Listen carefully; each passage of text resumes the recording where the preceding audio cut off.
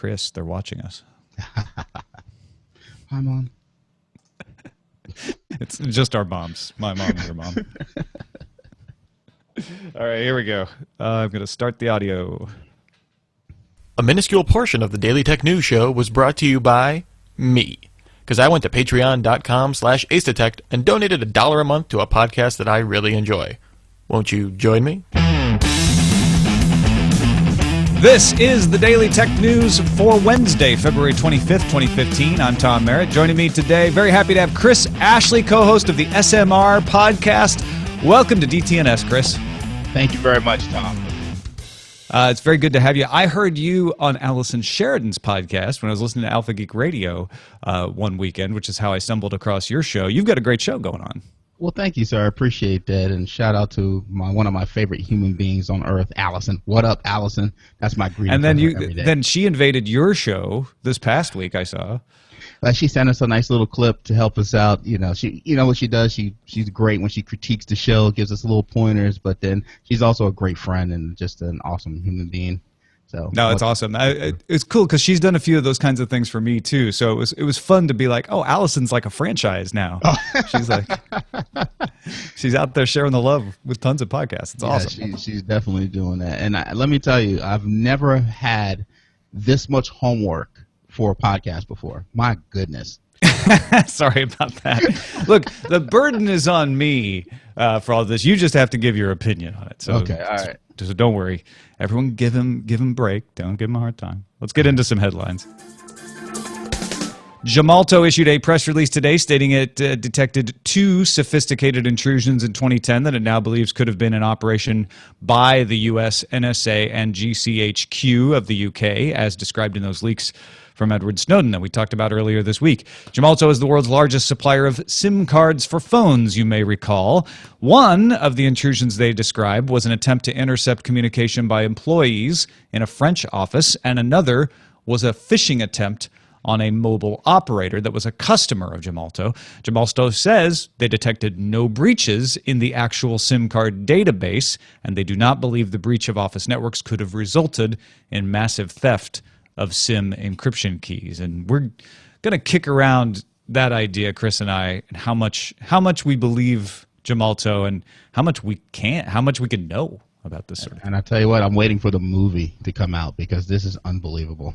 Oh, the Snowden movie for sure, right? Oh, yeah. Of all of this stuff.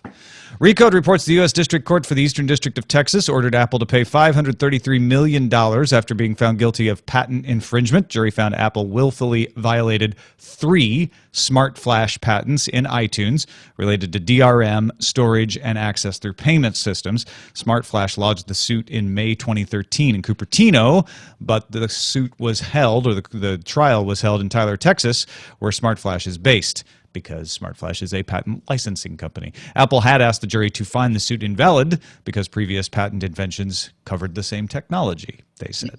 You know what cracks me up about these cases? Even though, it always brings up the patent troll arguments, but it's funny when you read the report and you see what Apple threw at these guys. They're invalid.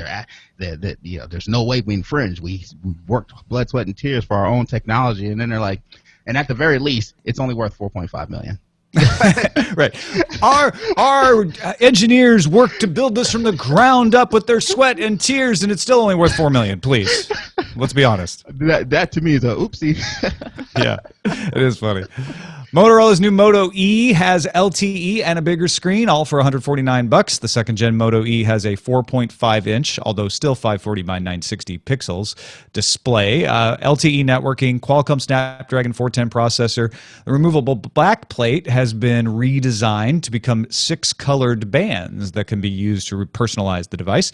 Other upgrades include a new 5-megapixel camera with autofocus, 8 gigs of internal storage, that's up from 4, and Android 5.0 Lollipop. Motorola also added its quick capture feature, which lets you launch the camera with the twist of your wrist, and the active display feature that wakes the screen up with notifications or when you pull it out of your pocket. So for $149, you're starting to get a lot of phone here. That is definitely a lot of phone, but I also look at it. I mean, when you look at it, it's very slick the way that you can just change the bands. I can definitely see maybe an aftermarket market for folks to create all these different cool bands, maybe even a solid gold band if they want to pimp their phone. But the one thing that the 149 just seems like it's like a bit out of what you would consider if you're trying to target this phone at the low end market. It seems like it's got to be 99 or less in my opinion. But it's the bottom of the medium, right? Right. It's like for anybody used to like 649 for a base level unlocked Galaxy S5, this looks crazy cheap. But if you're like just getting in, this looks expensive still. Right. And then you have to wonder, if you're targeting the low end, do they really care about LTE and 8 gigabytes of memory? They just want a phone that's cheaper because that's the one they can afford. They can get them into some of the smartphone apps that they see their friends using. So yeah, that's a good point. Clearly that they must have did some kind of research and got that price right. And then I guess they do have the 119 model that is doesn't have LTE. So. Yeah, right, and that model will continue to sell for a while, I assume. So there you go. Yeah. ZDNet reports Google unveiled an Android for Work program Wednesday, which can establish work profiles better. They've done it before, but better on your mobile devices. Program lets sysadmins manage approved apps on the profiles and set up default encryption on Android 5.0 Lollipop devices. Employers can only manage the work data. They don't see your personal data. Likewise, users can add and remove all the spammy apps they want on the personal side without affecting the work data. Google is partnering with enterprise management firms to deliver the program. Among them are Cisco, Salesforce, Box, and SAP. Just an easier way for you to be able to bring your own phone to work, right? Well, it's still a pretty big buzzword, BYOD, bring your own device to work. It makes sense because one of the things that annoys a lot of consumers who bring their personal phones to work is that when the policy hits their phone, all of a sudden their entire phone is encrypted. They have to use a PIN a lot of times when that gets pushed to the phone. So the concept makes sense, and of course Google is doing everything in its power to unseat Microsoft and in everything they have a stronghold in.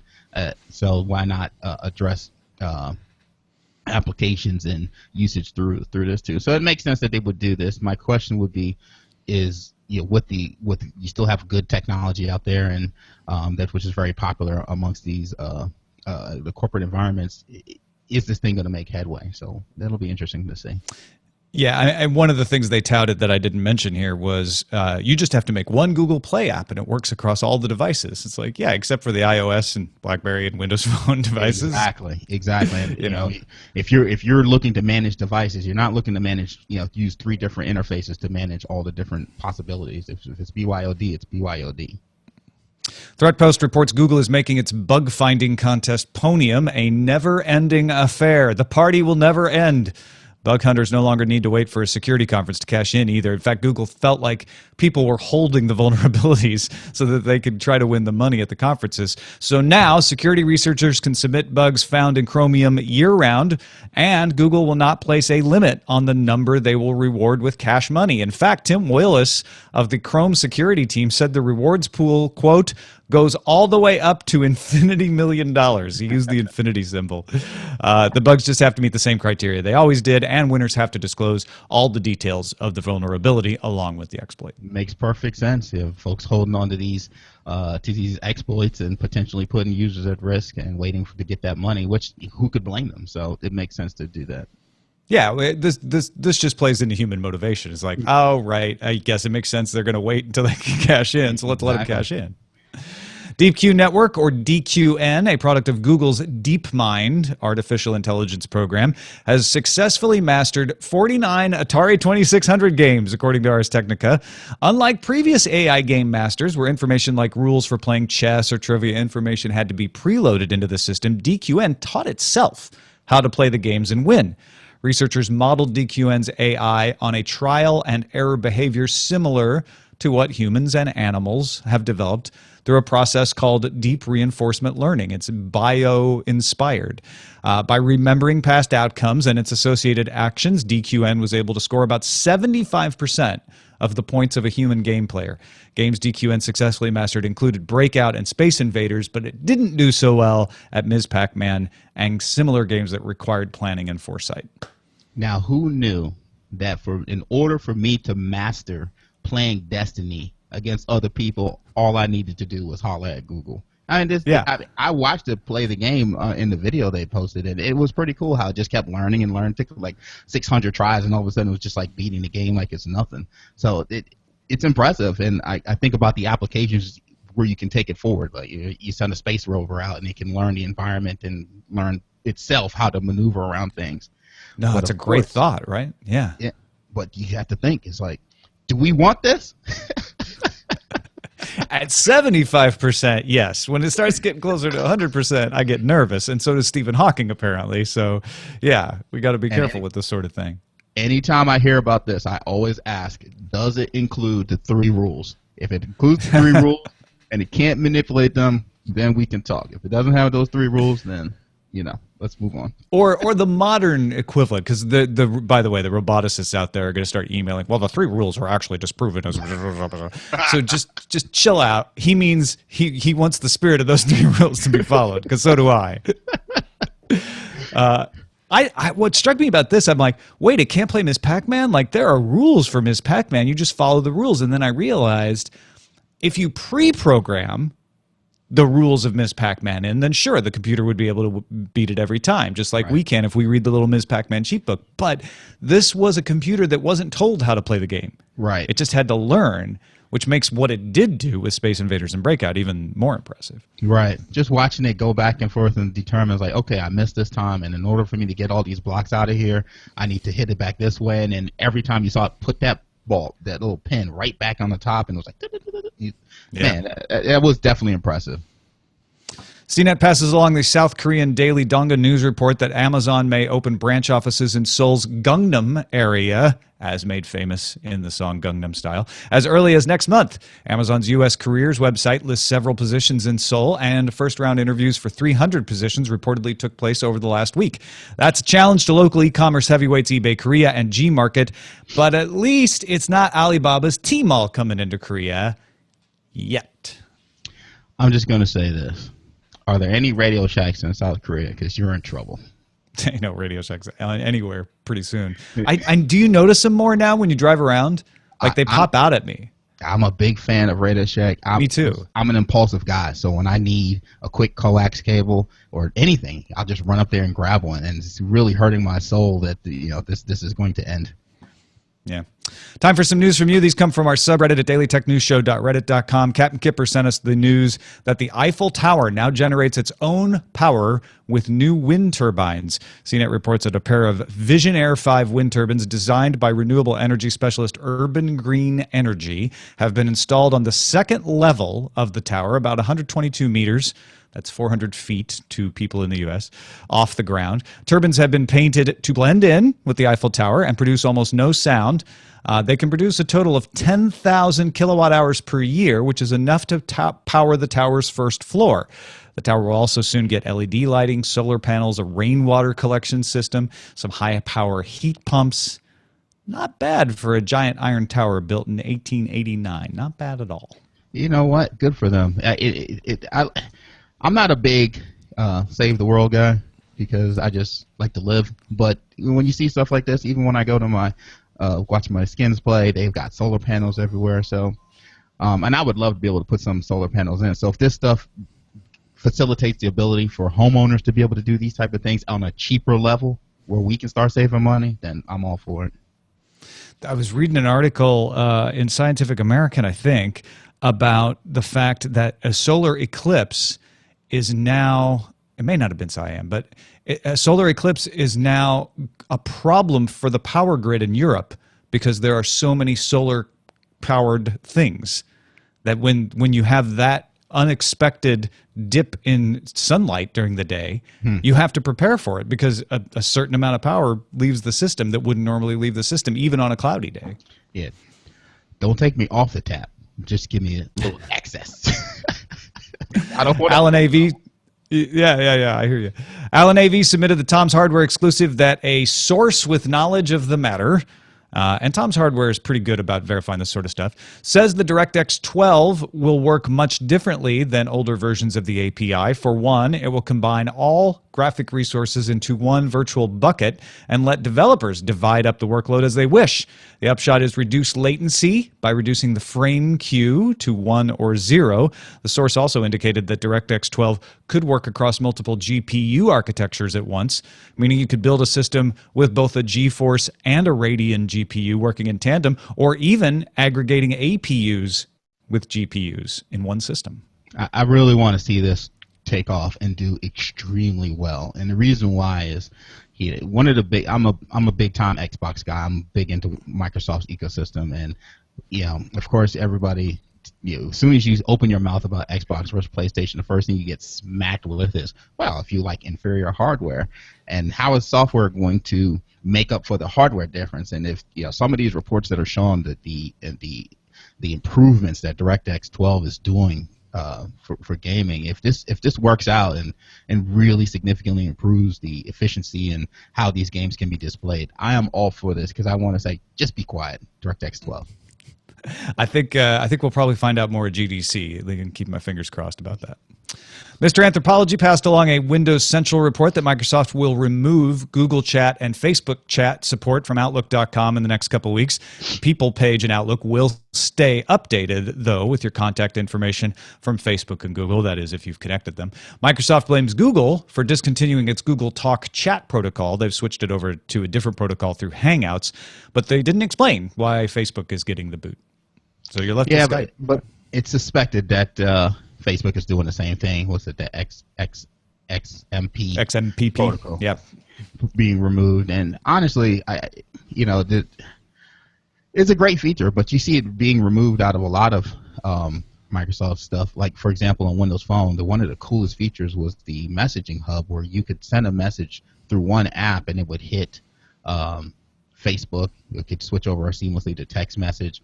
And so this stuff is being pulled out. Although they did mention that in Windows 10 there was going to be a single messaging app to be able to facilitate this. So, but right, I love combining it all into one app, which is great. Exactly. I love how the majority of reports say Microsoft is removing it, but they're being forced to. Well, there's two things that are interesting here. One is that they don't point out that Facebook is removing XMPP, which I didn't even think about until you said it. Facebook and Microsoft are good buddies. They're investors in each other, so they just kind of fudged that. At first I was like, well, that's weird. Why are they getting rid of the Facebook one? And second, it flies in the face of everything else Microsoft has been doing, which is let's put our products everywhere. Right. Let's be as cross-platform as possible. And so I think you explained very well why this is an instance where they're not doing it, because it's a protocol that people just aren't supporting anymore. And I understand messaging it is very huge. You have WhatsApp, you have Facebook Messenger, you have everything, GroupMe, and so with people's information and data being so important, sharing this data between each other is probably not going to continue as it is. So it makes sense. There's a company called Layer that allows you to use their API to put chat into an app. If your app isn't for messaging, but you want to have a messaging component, you can use Layer. And their goal is to make cross-platform chat possible across apps. So it'd be great if Microsoft or somebody like Microsoft, somebody big, got behind that. As long as it works without interaction from the respective messaging platform. So as long as Google doesn't have to do anything, right, Facebook doesn't have to, then it's a great platform, and I can see it because I was a big user of Trillion, which it reminds me of. Trillion. Yes. Okay, let me come back. But all the messaging systems, you just boom right through and no big deal. So, but I could never see Google saying, okay, we'll take your whatever you've created and integrate it into what we're doing so that other people can benefit from. I don't see that at all. So Google 2002 would have done it. Google 2015, different story. What are you talking about, Tom? They're all the same. They're the same. And that is a look at the headlines. All right, let's talk about Gemalto. We mentioned in the headlines 2 intrusions.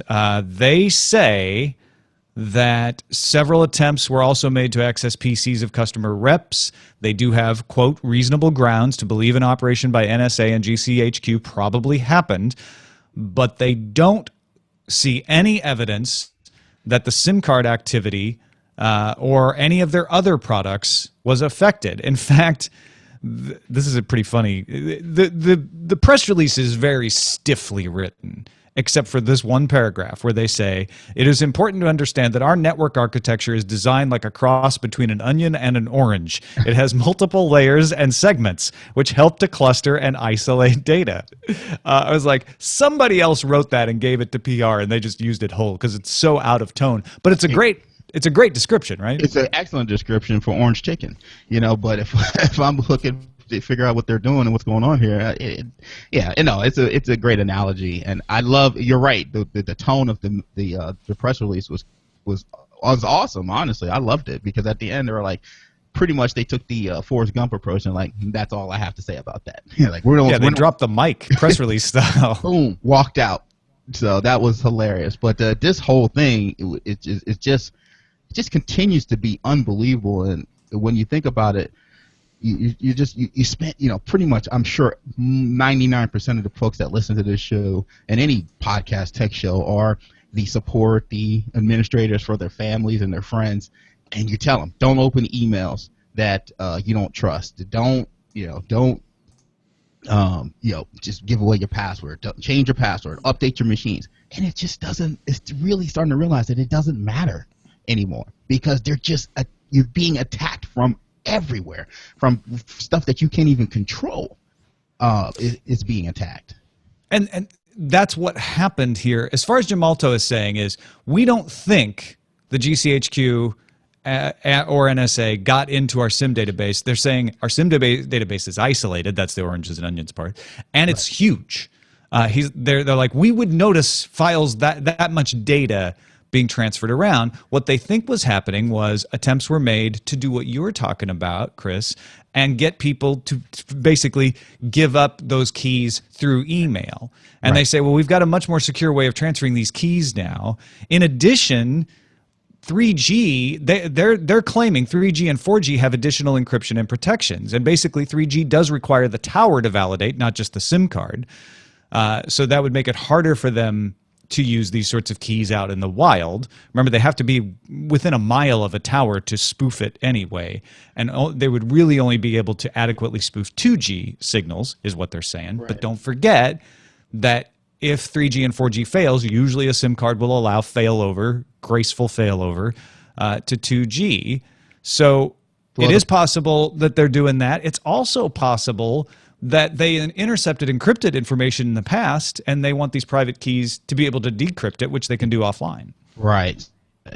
The problem I have with their rationale saying that, well, we would have noticed this large chunk of data being removed is that it happened 2 years ago, and when they detected it. But the fact is that smart hackers don't take mass amount of data all at once. They're going to trickle that information out so that it does not become apparent. And as sophisticated as they are saying this attack was, why would they expect that they could go through all these sophisticated methods for attacking them and be dumb enough to say, let's pull 400 gigs of data, what they're not going to notice with their, with a wire monitoring software. So I have a problem with that particular rationale saying this is why we know we weren't hacked.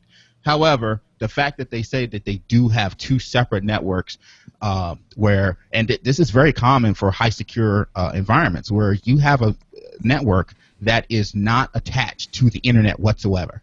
And so attacking a machine that, a regular user's machine doesn't necessarily translate into you having access to the secure network. So I was happy to see that aspect of it, that they had that protection in there.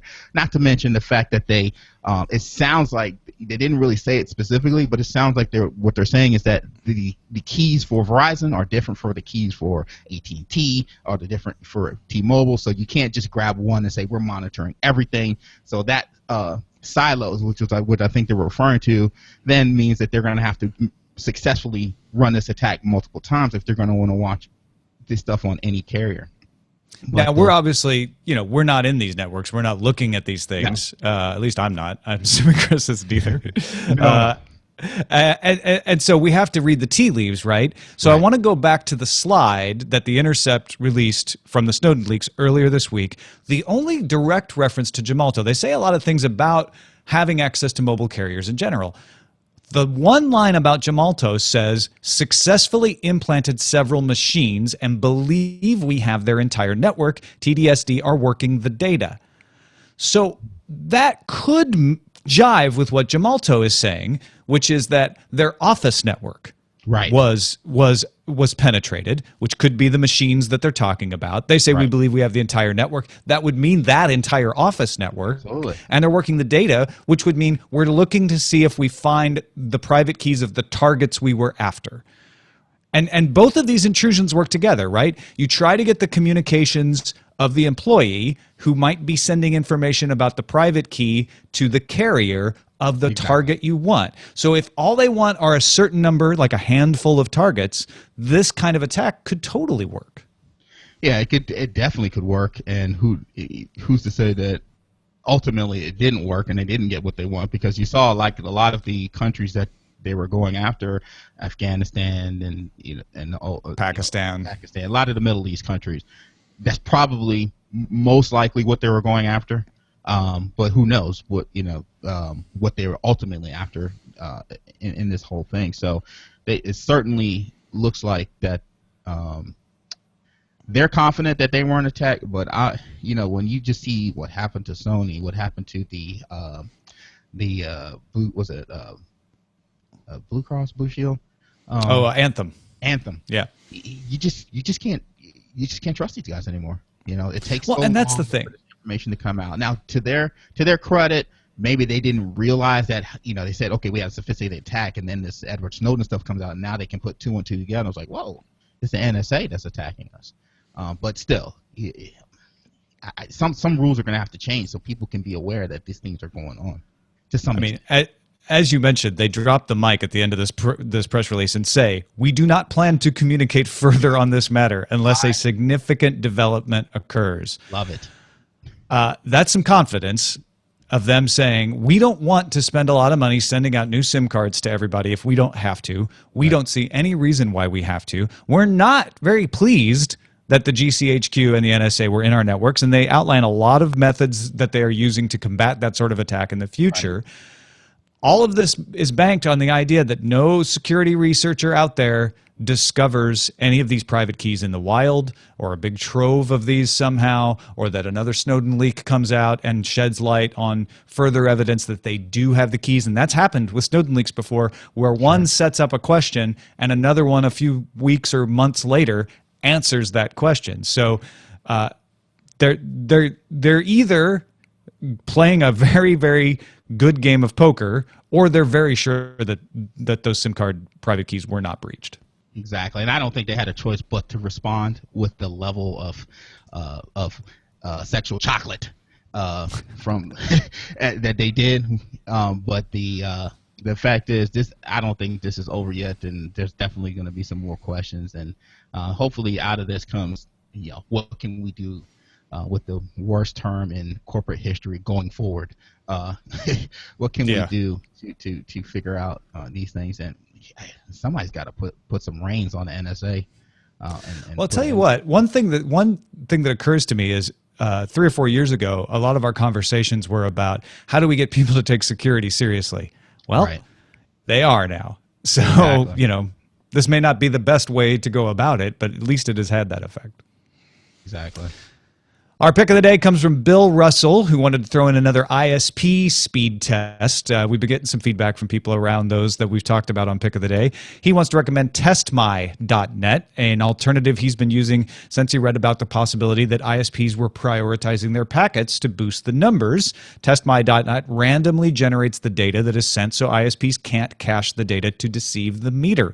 He says, one thing I really like about testmy.net is the ability to run repeated tests. You can set it to run once every 5 minutes for 100 repeated tests, or every 24 hours for only 5 tests. This recently helped out a coworker of mine that had a 60 megabit per second connection that was being slowed down every night around 11 p.m. to the point that he couldn't watch Netflix or play online games. He used testmy.net to show his ISP exactly when and how often this was happening, and within a few weeks the ISP replaced some hardware, and now he's getting his 60 megabits per second and sometimes more. you know what? I've been bragging about my internet connection to my co-hosts and everybody who will listen for a long time. So now I'm going to have to start using this to test my network. Yeah, find out exactly what you're getting. Thanks for the pick, Bill Russell. And you can send your picks to feedback@dailytechnewsshow.com, and you can find my picks at dailytechnewsshow.com/picks. A few messages the day before we get out of here. Steve in the OC has a question that I think the co-host of the SMR podcast might be able to shed some light on. In fact, you guys were talking about similar things in your last episode. Steve says, I was listening to All About Android a week or two ago, and they seem confused about Microsoft possibly investing in Cyanogen. I have heard you and others talk about Microsoft apps on Android, and now there is the story of Microsoft apps on the new Samsung phones. I think people may be missing the big play by Microsoft, and I think Samsung and Cyanogen Mod are the first steps. Microsoft doesn't want to move Windows phones to Android. They want to replace Google on Android. Microsoft has the chops to replace Google's entire backend, replace Play services. The APIs that connect to their backend for Windows phones can be used for Android app creators too. Search, Maps, Xbox, Video, Music, OneDrive, Outlook. Need I go on? Think about it. Cyanogen wants to take AOSP from Google, and Microsoft could provide them all the services to replace the Google apps. Well, let's be clear that, in my opinion, there's no question about what Microsoft's trying to do, and they're trying to stick a little thorn in Google's side. I don't know if this will ever really take off, just because a lot of the reasons people love Android the way it is because of the services behind it. And in fact, that's why people love any smartphone platform. But I give kudos to Microsoft to doing whatever it takes to kind of unseat Microsoft. Now, the guys at Cyanogen, kudos to them because they're the aside from what Google does, these guys are huge and smart in what they've created is for Android phones out there. And in fact, they have this awesome phone called OnePlus that it's just a beautiful looking phone, and they just really want to take over the way Android is being used. But man, they've got a serious uphill battle, and of course, Microsoft putting money behind them. Yeah, it almost reminds me of the HD DVD Blu-ray thing. Microsoft put all their money behind HD DVD, but did they really have any intentions of that technology taking off, or were they just trying to slow down the development of Blu-ray? Because how am I going to play my King Kong HD DVD now, Satya Nadella? Let me tell you something. I am still jaded about my HD DVD player that I had to throw out my $500 paperweight that I had. I bought that Xbox 360 attachment. Oh, I had both. I had both. Yeah. But it's not, to me, it's not above Microsoft to throw money somewhere just to slow down something else. I think that's what they're doing. They're placing lots of little bets, right? Yeah. They're like, maybe Cyanogen will be the horse that wins, or maybe it'll be like, Office apps on iOS, or they're like, we don't even know, we don't even care. We just want to place as many bets as we're covering the spread. Is what Exactly. And it makes sense for them to do that. Kudos for them to do that. And me being a staunch Microsoft supporter, let's do this. All right, Scott, part-time co-executive producer, he calls himself, Scott Pantal, wrote in. We were talking a little bit about 911 and some of the challenges that the 911 system here in the U.S. faces regarding cell phones, and the fact that there's a different way of locating a cell phone that the 911 system uses versus the way like a Facebook or a Google or somebody like that can tell where you are. And Scott has been a 911 dispatcher for over 9 years in Denver, Colorado. It's mostly cloudy here today, by the way. Thank you, Scott. He says, I did a series of blog posts just over 5 years ago about how 911 location technology works. Sadly, it's still accurate. You can go to scottpantal.wordpress.com, or we'll have a link directly in the show notes. He says the biggest difference between Facebook knowing your location and public safety knowing your location is that you don't care if it takes Facebook 5 minutes to query your location. But when you call 911, you want us to know where you are right now. Also, if you allow your apps to know your location, you gave them explicit permission, and it doesn't bother you if Facebook knows your general location most of the time. Very few people are going to want to give Big Brother the location all the time, even if most of the time Big Brother doesn't care where you are. As someone who works with 7 monitors powered by 5 computers to save lives daily, dispatchers have a healthy distrust of technology. No matter the technology, we still depend on you to verify your location. Cross streets and business names are some of the easiest ways to do this. All good stuff from someone actually working with this stuff, and I adore when people who are actually experts are actually working with things send us their perspective on stuff. Thank you for doing that, Scott. Yeah, how can you argue with that? Yeah. Justin in Pittsburgh says, I think it would be interesting if wireless carriers allowed users to choose any internet service they wanted to zero rate and limit the number of services they can do this for, kind of like how carriers have family and friends for free calls. I love this idea. I mean, it probably doesn't change the whether it's net neutral or not debate. But if you said, okay, we'll do zero rating for you, you pick 5 apps and they'll be zero rated. They can be music, they can be video, we don't care. That's a really cool way of doing it. If you're going to allow zero rating at all, I would love that. Yeah, sure.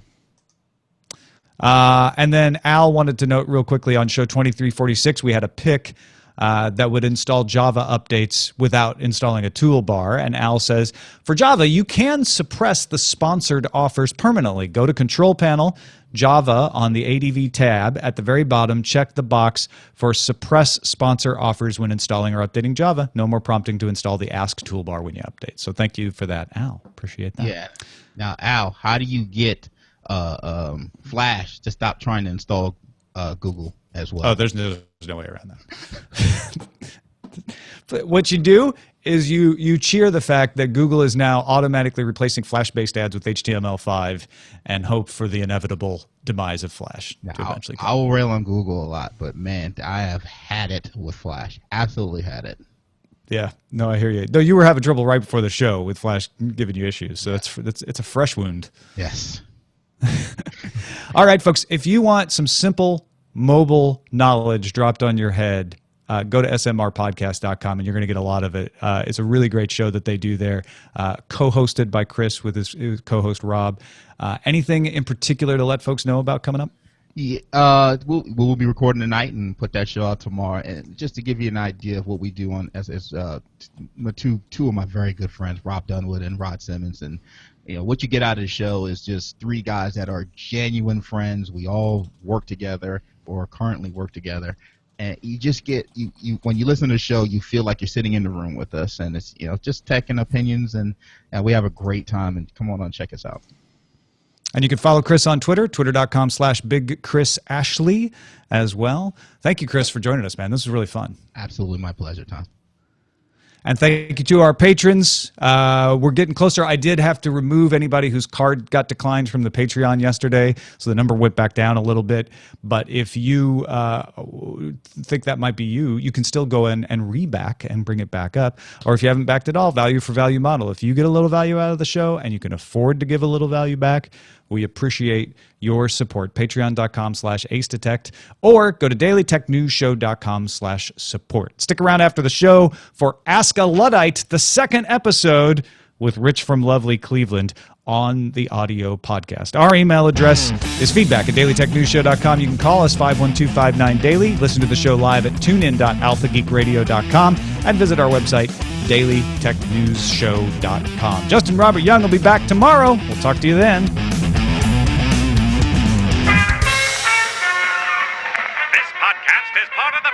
Studios Network. For more information about this and other shows, visit frogpants.com. Audio program so good, it's like you're there. Diamond Club hopes you have enjoyed this program. Good stuff. Oh, that was fun. Good. I'm glad you had fun. Oh my God, that was so much fun. That was great. Thank you, Jenny. I can't wait to hear all my minions giving me a hard time now. We forgot to mention the minions. You forgot to say this. You forgot to say that. You didn't call us out. I meant to mention the minions, actually. They're a good group of guys, and I'm sure majority of them sent me messages saying good luck, and they were going to check in. So even SP Sheridan and Podfeet are in the chat room. Love both those guys. They're awesome. Is Allison considered a minion? She is an honorary minion. She's an honorary minion. All right. She uses iPhone, so our minions. Our core is Windows Phone. But, no, I know. We have a few honorary ones in there, and she is definitely one of them. But we chat so much that we started running down the battery on her phone, so she had to jump out of the group, which happens a lot. So it was pretty funny. Cool. Well, the way we do this now is I'll edit the show. Jenny and Roger, when I unhide him, and I will just kind of informally chat with the chat room and stuff. If you need to go whenever you need to go. But you're welcome to hang out too. Grab my daughter and get her ready for her gymnastics class. But man, I can't thank you enough for having me on the show. I just really appreciate it. Well, I hope you'll come back. This is really great. Anytime you want to have me, I'm here. Awesome. All right, say that out loud. I'm going to make it happen. Okay, let's do it. I'm ready. All right, thanks again, Chris. My pleasure. Hi, Guys, Chris. have a Stay wonderful warm. rest of your day. Thank you. Bye. Bye.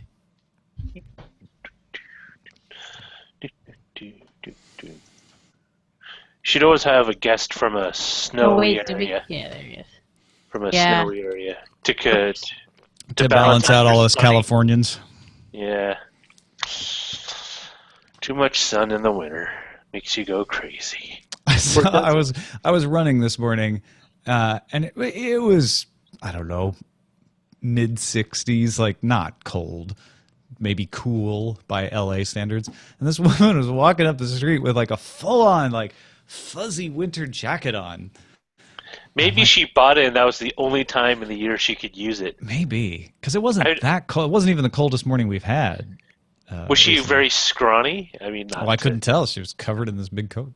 Like my dad gets really cold, gets cold very easily, even if it's like 60 something. But he's just a very scrawny guy. What do we got in the title hunt? So, Wow, there's a runaway winner. NSA has a nice. that's pretty good. Good. You know, when I heard Gemalto, I thought it was. Dark Redeemer did the Gemalto says it's just Sim Antics again. Oh, remember we said we were Oh, gonna that's save that. right. Oh, this is tough. This is a tough call. Semantics. Gemalto sounds like Javalia to me. That coffee. I used to be a Javalia subscriber back in the day.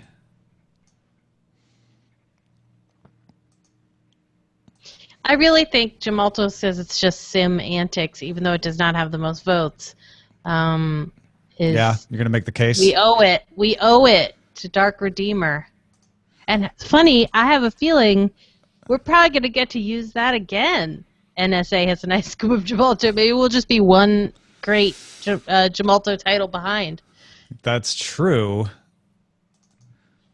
There may be another shoe drop in this story. Yeah. So I wouldn't worry, Big Jim. I said. All right, Big Jim, you keep us hang honest on to that.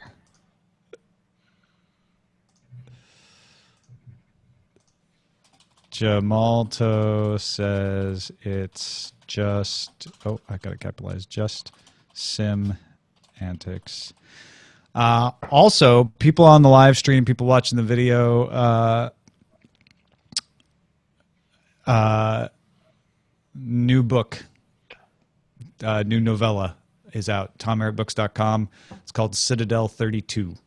If you feel like wasting $3.99 on an ebook that'll keep you entertained, hopefully, for a few hours, check it out. It's basically the story of a base on the moon that was cut off from Earth when this sort of disastrous revolution took place. And then there's also a perspective on Earth of this monk who's in sort of the humanity that's rebuilding itself and has legends about people being on the moon. So if that sounds interesting to you, TomHerrittBooks.com. Legend. Sounds interesting to me. It's almost even more interesting than the old James Garner TV show from the 70s where he was a scavenger that went to the moon to pick up leftover pieces from the lunar missions and brought them back to Earth. This is a sitcom. That show. Was really? What was it called? I don't remember that. Let me see. Sitcom, James Garner, Moon. So it comes up.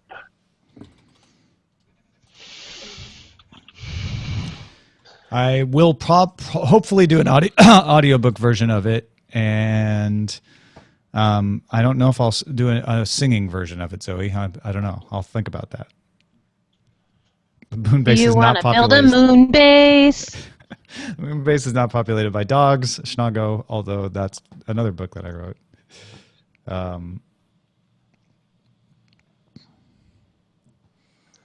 IMDb. Big Jim doesn't think we gave enough attention to the 70s power bands in our titles. Jenny, what do you spy any 70s power bands Oh, hold in on. the suggested titles? Blood, Sweat, and Tears. Okay, yeah, there we go.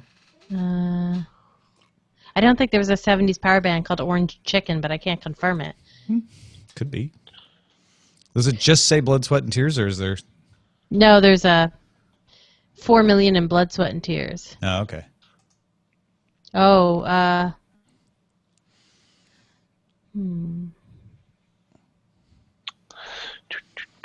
That's the one I saw. Apparently there are more. It's like a scavenger hunt. The Sims. You create, you control, we release the keys. That's good, BioCow. I don't know why that didn't get any votes. Oh my God, I'm just watching. Tower Power. City of Lights and Wind, is that? No? Tower Power, though. Tower Power. Gangnamazon. Wow. I just watched a Vine of Madonna falling off the stage at the Brit Awards, where somebody was like trying to pull a cape off of her in a dramatic move, and it pulled her off the stage. Oh no, Madonna! At her age, that could be hurtful. I know. Her age, man, she's healthier than all of us. Oh, I know, right? Maybe. She's older than me, but probably twice as healthy. Like probably in actual physical age, she's much younger than me. Yeah. So, but whoever that dancer was, whose job it was to do that, or the costume designer, like, oh boy. It wasn't James Garner. It was Andy Griffith. Oh, even better. It's called Salvage One. Salvage One, huh? Had 20 episodes. The plot is Andy Griffith, Harry, who owns the Jettison Scrap and Salvage Company, especially in reclaiming trash. He goes to the moon. To the moon, Alice. And basically salvages all the stuff from the Apollo missions on the moon. Andy Griffith does? Yeah. Oh. He builds a spaceship called the Vulture. Now, Opie. Reclaimed salvage powered by a chemical substance called monohydrazine. The main body of the Vulture is composed of a Texaco gasoline semi-trailer with a cement mixer as a capsule. Okay. It's augmented with 3 shorter booster rockets placed 120 so. degrees. Had 20 episodes. Could be all that bad. Maybe. Who knows? I could be wrong. James Gardner. That's not James Gardner. Andy Griffith. Andy Griffith. I'm so hungry. Did you not eat before the show? I've been trying to not eat bad food before the show and eat good food right after the show, but it's hard to wait. Yeah. Snogo said he watched it. It's a very bad physics. Not as bad as Space 1999. But in Space 1999, no one ever figured out how... Whoa, was that Big the one Jim where- found the pilot on YouTube. Nicely done. Huh. You guys still there? Yes. Oh, yeah. I'm still I'm here. there. I've gone into a hunger coma. Oh, I'm sorry. I ate a small sandwich before the show. I know, I Hunger gotta figure out boogie. some No. Hunger small boogie. tweak to this plan. You need a snack. You need a healthy snack plan. A healthy snack plan. I used to try apple. those Luna bars, but I was afraid I was getting too much estrogen. I just think they're not tasty. I can't eat anything that's not tasty. Well, I'm always those worried health about- bars are generally misused. They're not necessarily unhealthy, but they really shouldn't be used as snacks. I'm always worried about the ones geared toward women because I always think there's something that I should be eating. Marketing? No. Are you going to catch a bad case of marketing? Yeah. Oh no, my cycle's beginning. Archive.org is down. Oh. No. You can't embed. Well, I guess I can embed it. I'll just have to embed the SoundCloud. No, I was about to say, Tensor. No, I wasn't saying bad things. I just remember the show being. No, don't listen wasn't to it Tensor Guy. Yeah, wasn't it hold the him, show? Hold his feet to the fire, Tensor Guy. Wasn't it the show where the part of the moon, the lunar colony, gets blasted off into space? Yeah, or something like that. Exactly. Okay. Mm-hmm. Yeah, I wasn't big on that show. Mm-hmm. It's like Jerry Anderson's UFO. I tried watching those. I remember seeing it as a kid, but I tried watching it as an adult, and I just really can't make it through. Like, it's so slow. And how come those ships only have one missile? Never understood that. It was the 70s, man. You can't afford multiple missiles. That's high inflationary. Not with stagflation. You get one missile each. What? And it's unguided. Yeah, just kind of aim.